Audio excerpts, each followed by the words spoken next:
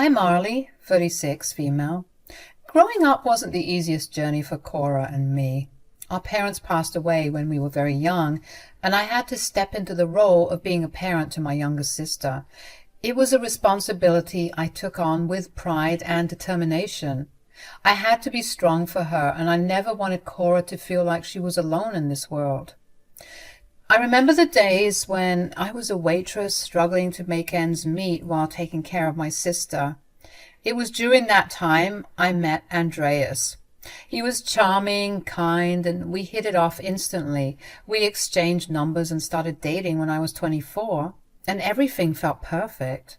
Life seemed to be taking a turn for the better, and I felt like I could finally provide for my sister and give her a safe, stable home with the help of my boyfriend. But it didn't take long for the cracks in our relationship to start showing. You see, Cora knew about Andreas, and they would often hang out together. I watched as Cora playfully flirted with him, and my heart ached, but I tried to ignore it. I couldn't bear the thought of making a fuss. Cora was used to getting herself into trouble, with arrests for petty crimes like being drunk in public and public indecency. Despite the warning signs, I couldn't help but condone her actions. I still saw her as the little girl I needed to protect, the sister who depended on me. Andreas would often tell me that I was too lenient, too forgiving of her antics. He said I needed to let Cora grow up and stand on her own 2 feet, but I couldn't bring myself to do it. Time flew by, and when I turned 30, Andreas finally popped the question. We had a lovely wedding, and for a while it seemed like everything was falling into place. We were excited to start our married life together, and it was time for me to move in with Andreas. However, the idea of me moving in with him didn't sit well with Cora. She was hesitant and didn't want to be alone, especially because she couldn't hold down a job or maintain a stable life on her own. It put me in a difficult position, as I still felt that responsibility to take care of her. My heart ached for my sister, and I wanted to make sure she was okay. But Andreas had a different perspective. He firmly believed that we needed to focus on our marriage without any distractions or added responsibilities. He urged me to be more assertive and put my foot down, setting boundaries and prioritizing our relationship. He insisted that he didn't fully understand the complexities of our past, but stressed that we needed to put our marriage first. I struggled with the decision, torn between my loyalty to my sister and my love for Andreas. But as our arguments continued, I realized I had to choose. In the end, Andreas gave up on the matter, seeing how torn I was. He understood that I couldn't bear the thought of leaving my sister in a difficult situation, and he decided to allow Cora to move in with us. It was a relief in many ways, but the decision also stirred a sense of unease. I had chosen my sister's well-being over my marriage, and I knew it had consequences. I wasn't sure if Andreas was fully satisfied with the resolution, and I couldn't shake the feeling that I had let him down. It was a heavy burden to carry, and I feared it might take a toll on our relationship. 2 years had passed since Cora moved in with Andreas and me, and the harmony in our home had deteriorated drastically. Cora's behavior had become a constant source of tension. She was often rowdy, sneaking men into the house at night, causing disturbances in the neighborhood, and just generally being disruptive. Her disregard for our home and the people living in it was evident through her messy habits, leaving her dishes strewn about and refusing to take out the trash. Andreas was at the end of his patience. He'd often tell me to address my sister's reckless behavior, and I couldn't help but feel a sense of frustration building inside me as well. Every time I confronted Cora, she'd apologize for her actions and promise to be a better housemate. For a few weeks, it seemed like she genuinely tried to change, but it never lasted. She'd quickly revert to her toxic ways, leaving Andreas even more infuriated. One evening, the situation came to a head. We were all at each other's throats, and our home had turned into a battleground. We were all angry and yelling. It was a huge, painful fight, and I found myself torn between my husband and my sister. Cora, we've reached a breaking point here. Your behavior is causing too much chaos in this house. Andreas, please understand that Cora has had a tough life and she's trying her best. You wouldn't understand. I get it, Arlie, but we're all adults here and she needs to start acting like one. I can't keep living in this environment. Please, Andreas, don't kick me out. I promise I can do better. I'll change. Just give me a chance. Please.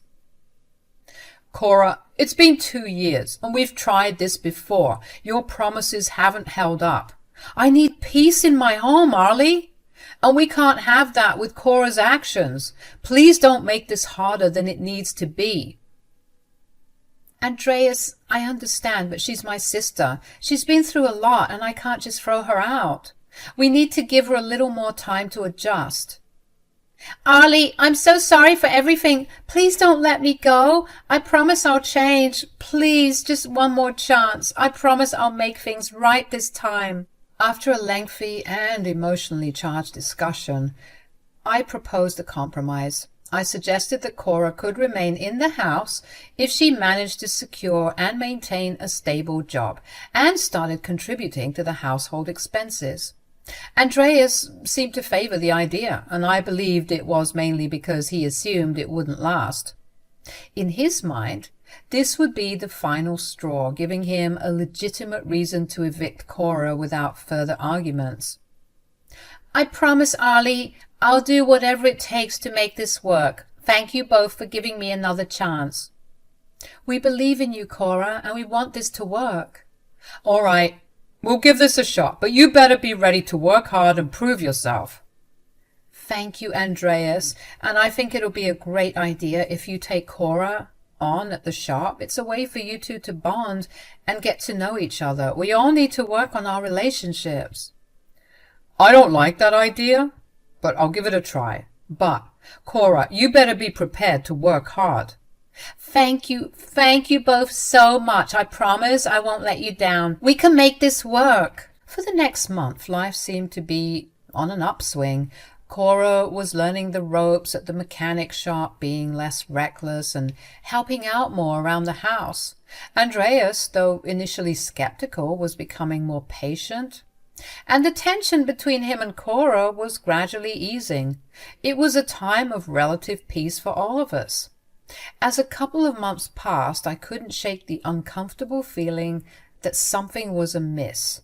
It became increasingly apparent that Cora and Andreas were growing closer, much more than I had initially anticipated.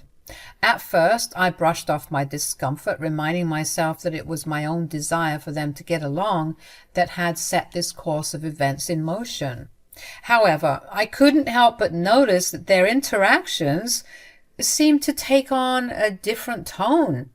It became evident to me that Andreas was not just being friendly with Cora. He was reciprocating her flirtatious behavior.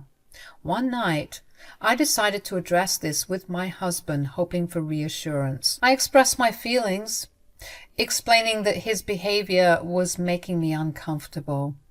In response, Andreas argued that I was being hypocritical, questioning why I had never told Cora to stop when I had encouraged their newfound friendship.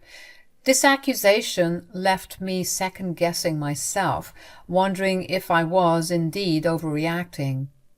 The next day, I gathered the courage to talk to Cora about her flirtatious behavior. I explained how her actions made me feel, but instead of understanding my concerns, she dismissed them. Cora insisted that I was overreacting and needed to be grateful that she and Andreas were now friends, instead of enemies. It was as if my concerns were invalid and I was being unreasonable. Cora, I've noticed that you and Andreas have been getting quite close lately. I just want to express how it's making me uncomfortable. Arlie, you're totally overreacting. It's not a big deal. We become friends, and that's a good thing. But it's not just friendship, Cora. I've seen the flirting and the playful interactions. It's making me feel like I'm being pushed aside. Come on, sis. You know I've always been a bit flirtatious, and Andreas is just being friendly back. Besides, it's better for us all to get along. I know you're a flirt, Cora, but this feels different. It's creating tension between Andreas and me. I need you to tone it down. You're blowing this out of proportion, Arlie. You've always taken care of me, and now you're happily married. It's time for me to have some fun and not be a burden on you. Cora, it's not about being a burden. It's about boundaries. I just need you to respect the boundaries in our relationship. It's causing issues between Andreas and me. Despite my growing discomfort, I chose to drop the issue, even though I couldn't help but harbor a budding resentment towards both Andreas and Cora. The situation was further complicated by the fact that Cora was now working for Andreas, and I no longer liked the idea of her being in such close proximity to him. I suggested that Cora find a new job, but she refused, claiming that she enjoyed her current position. Our discussions on this matter often ended in heated arguments, and when I turned to Andreas for support, he questioned why I was surprised by Cora's behavior when it had been her nature all along. I felt like I was being isolated and misunderstood in my own home. I was at work when I got the call.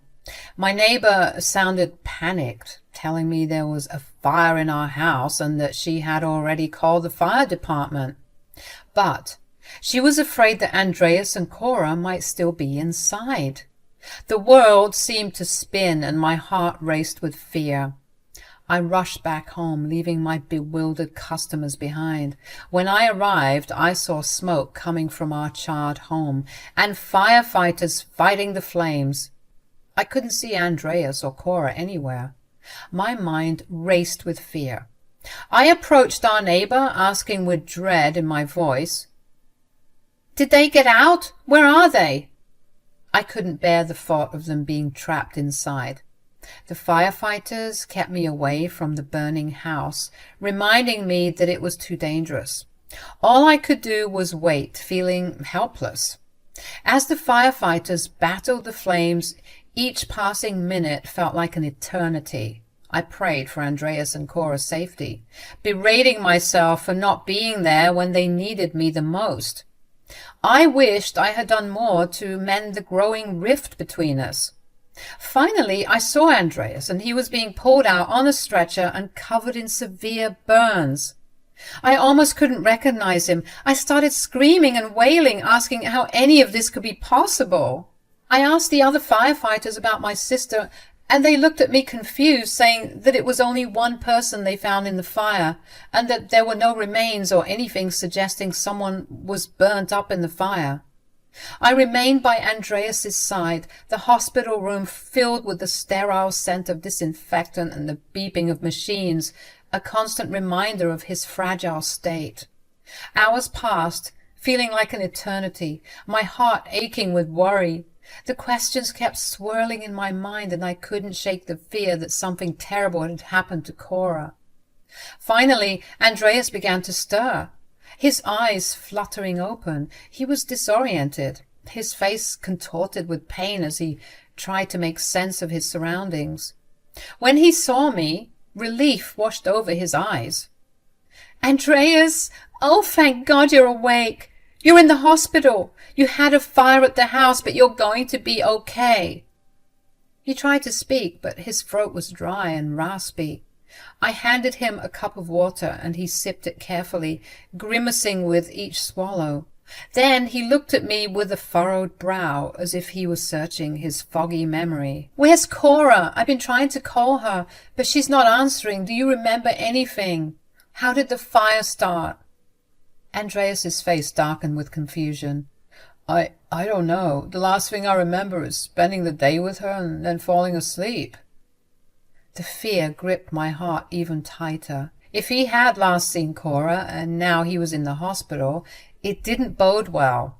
I felt a rush of desperation and helplessness, not knowing where my sister could be. Andreas's eyelids drooped and he drifted back to sleep, his frail body in the grip of exhaustion and pain. I stayed with him for a while longer, reassuring myself that he was on the path to recovery. As he slept, I made a decision. I had to file a missing persons report for Cora. It was terrifying to imagine what might have happened to her, especially given her recent behavior. But I had to find her, and I wouldn't rest until I did. She was family, and I couldn't bear the thought of losing her too.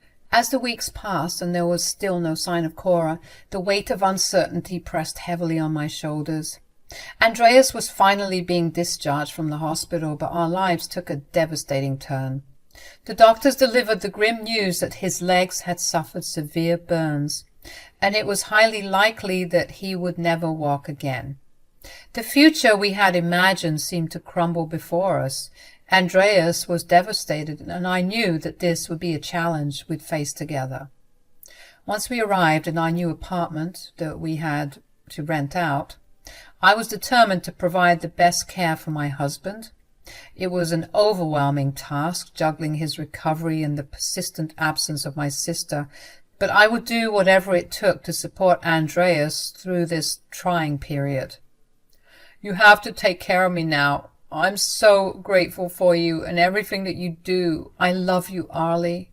Andreas, with his newfound disability, quickly adapted to a role that demanded my constant attention. He grew dependent on me, both physically and emotionally, and though I loved him and wanted to help him heal, the weight of it all began to wear me down. He kept on mentioning that I would need to care for him from now on, which only added to the mounting pressure I was under. I was dealing with my own depression, triggered by Cora's disappearance, the state of our house, and the uncertainty of it all, but I couldn't afford to wallow in my sadness. There were too many responsibilities resting on my shoulders. Then there was the matter of our insurance claim. The insurance company requested all video footage from our home security cameras to determine the fire's cause. I was too overwhelmed to handle the process, so I handed over the salvaged CCTV footage, hoping it would speed up the insurance claim. A few days later, I received a call from the insurance company, and their words hit me like a ton of bricks.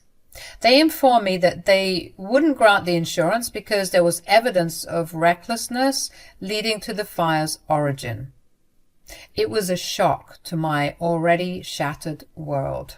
I had to gather the strength to watch the footage myself to see what had gone wrong, what reckless behavior had led to the fire, and the truth of what had happened that fateful night. Watching the video was a tortuous experience. As the footage played, I saw Andreas and Cora, of all people, cooking together in our kitchen. It was painful to witness, but I forced myself to keep watching. My heart sank as they grew closer, and before long they were entangled in a passionate embrace. My eyes welled up with tears as I struggled to process the betrayal before me. The scene unfolded further, growing more explicit, and they eventually made their way to our bed. I felt physically sick, but I had to see how deep this betrayal went. I watched with a heavy heart, knowing that I was about to uncover the depths of their deceit. After their intimate encounter, I witnessed Cora getting some coffee for Andreas, but my stomach turned when I saw her crushing his sleeping pills into it. My hands were trembling as I watched him consume the concoction, which would send him into a deep sleep. Cora then went through Andreas's pockets, stealing from him before packing her belongings and leaving the house. As if this wasn't enough, I saw the stove they had used for their cooking session remained on, and eventually it ignited and caused the fire that nearly destroyed our home. That's why the insurance company rejected our claim, saying that it was due to negligence, and I could see why they felt that way. My blood was boiling with anger and I needed answers. After composing myself, I approached Andreas with the video evidence. I confronted him, desperate for an explanation. He stuttered and tried to avoid facing the truth, but I refused to let him escape the gravity of his actions. Forced to watch the damning footage with him, Andreas's discomfort grew as the video played out the ultimate betrayal. When it reached the part where Cora had drugged his coffee with sleeping pills, he had the audacity to be offended. It was infuriating. The whole time he remained oblivious to the magnitude of his own betrayal. When the video concluded with Andreas being responsible for leaving the stove on and causing the fire, he broke down in tears, begging for my forgiveness. At that moment, all the pain, anger, and betrayal I had felt reached a boiling point. I spat on him, my voice trembling with rage, and said that I was glad Cora had stolen from him. I had no sympathy left for the man who had betrayed me and allowed my sister to take advantage of him. I also told him that I was glad that he was paralyzed, and I told him that he had better hire someone to take care of him because I was going to divorce him and leave him alone. Andreas kept on begging and whining, so I got up, grabbed the kettle, and poured boiling hot water on his crotch. He obviously was in agony, but I kept pouring, saying that if the rest of his body was burnt, it was only fair that the thing that caused this mess was burnt too. When I was done, I left him there crying, and I didn't feel bad one bit, because now my rage was turned towards my sister. I couldn't believe she was playing all of us, pretending to have turned a new leaf when I guess this was her plan all along. I still can't believe she just left me like that. But it's okay because I'm going to find her, and when I do, I'll make sure she never thinks to cross me again. Cora, if you're seeing this, I'm coming for you. I've played Mr. Nice Guy for way too long. It's time I enter my villain era and teach some people some well-deserved lessons.